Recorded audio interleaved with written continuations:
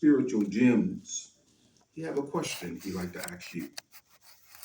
Brother Sweeney, please.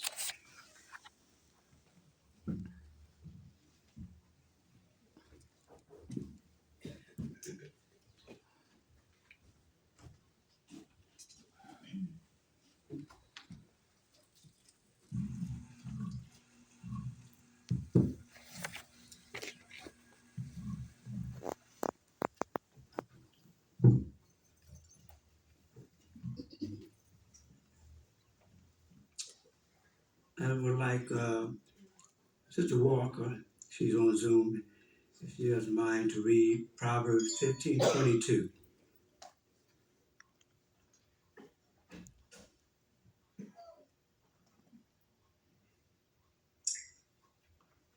Proverbs 15:22 says, plans fail when there is no consultation, but there is accomplishment through many advisors. Thank you. Now, how does this Bible principle help us to make good decisions about medical treatment? What are your thoughts on that? Sister Taylor in the back. Well, it can help us because the more people that we get involved in a medical decision, the better off that we'll be, because then we could take the experience that each one gives us and make a solid decision based on Jehovah's Word, the Bible. Thank you. Sister beside. And in addition to that, sometimes the doctors have more innovative procedures that could be less invasive, especially if our condition is serious, that could help aid us in having a speedier recovery. So if we go to get more than one medical opinion, it could result in us having a better result at the end. Okay. Sister Edwards.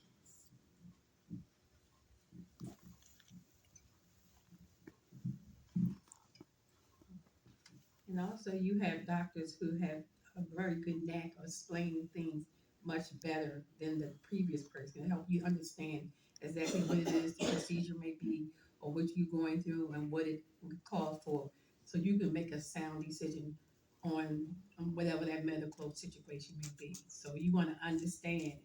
You don't want someone to just say, "Well, you got to have surgery," but you want to understand exactly what they're going to do. And some doctors have the knack of explaining it very well. Okay. Got you. Okay. Sister Jen. And even talking with those who may have had a similar situation or condition, talking with them and seeing how what they went through and how they handled their situation and dealt with it. Okay. On Zoom, let's get the Davidson household. And also with the internet, we can do research and look at information. And of course, you want to make sure it's reliable, like the Mayo Clinic or something like that. You don't want to just read anything that's on there. But we can also do research on the internet to various sources, associations, the Heart Association, the Diabetic Association, and find out some information that might be helpful with us. And they even have videos to show you how these procedures and things are done. Okay. Also, let's hear from Jackie Robinson. Yeah. Under the part, can a Christian accept medical treatment? The one point was, are sacrifices, incarnation, or other spiritual rituals or objects employed in preparing or using the medical or using medicine? They made me think about hypnosis and how that's one of the things that a Christian may want to stay away from. Okay, thank you. Sister Dumpins.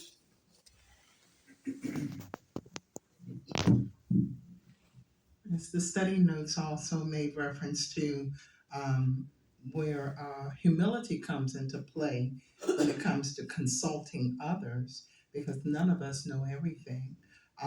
But it mentioned how Jesus set the example And it also said that when we humbly bear in mind our limitations, we allow others to contribute and promote peace. Okay.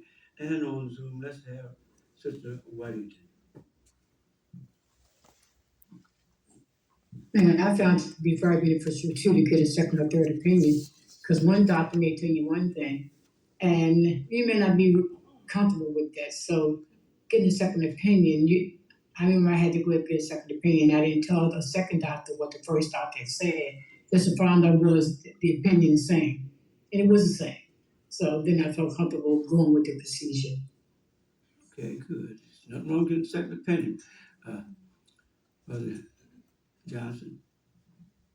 So Jehovah's organization has an arrangement in place through the Hospital Liaison Committee, as well as congregation elders.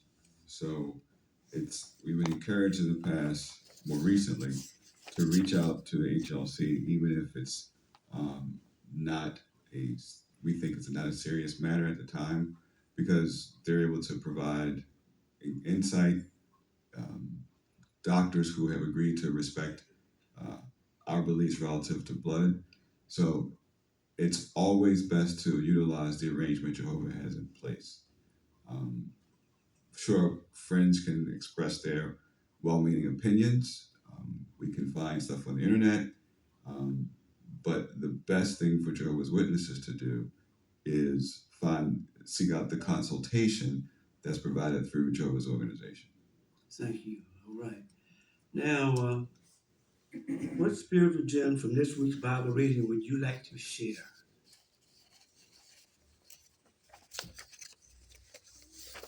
Sister Pearson. Well, at Proverbs 15:16, it helps us to appreciate that those who have little but have a healthy fear of Jehovah, they fare much better than those of great wealth who have an abundance, yet suffer from anxiety and confusion because of being wicked. So we want to value our fear of Jehovah as riches far better than obtaining great wealth in this system. Okay, thank you. Sister Anderson in the back. Verse 1 teaches us that how we talk to others matters. So when someone is upset or angry, if we answer them in a calm and kind way, it could help them feel better or less angry. But if we speak in a mean or loud way, it could make them more upset. So in the ministry, will meet people who may get upset or not interested, but when we respond kindly like Jesus did, we might leave a good impression and even open up a door for the future. And most importantly, we're honoring Jehovah by staying calm and having a mild temper. Okay, Brandon. Yeah, I appreciated verse 21 says, foolishness is a joy to the one lacking good sense. So it's showing that these are ones who find joy in things that don't bring lasting happiness. So they're lovers of pleasure rather than lovers of God. On the other hand, we want to be like the bottom or the second half of that verse, which says, "For the man of discernment walks straight ahead." So we want to find pleasure in doing Jehovah's will and something that leads to lasting happiness. Okay, Janelle.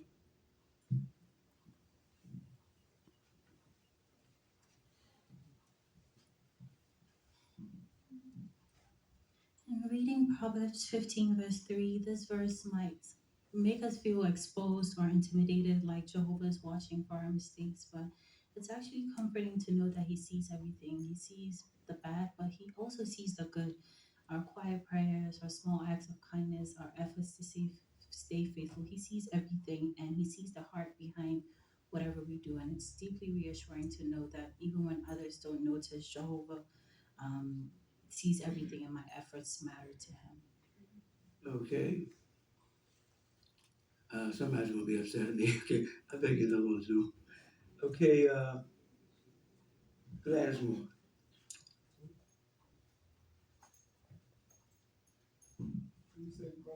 I definitely appreciated the 33rd verse of chapter 15. And in reading it, when we learn when When we learn and when we accept the value of the training that Jehovah gives us, we're able to succeed.